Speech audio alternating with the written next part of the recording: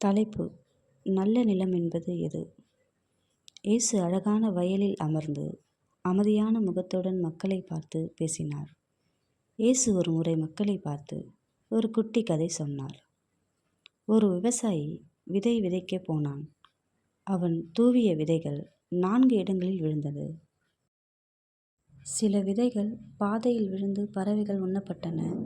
சில விதைகள் பாறையில் விழுந்து காய்ந்தன.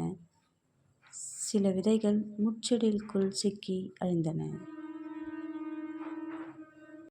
சில விதைகள் நல்ல நிலத்தில் விழுந்து அவை நன்றாக வளர்ந்து 100 மடங்காய் அதிகமாய் பலன் தந்தன. அந்த நல்ல நிலம் யார் தெரியுமா? கர்த்தருடைய வார்த்தைகளை கேட்டு அதன்படி வாழ நினைக்கிறவர்கள், நல்ல மனம் கொண்டவர்கள். ஆமென்.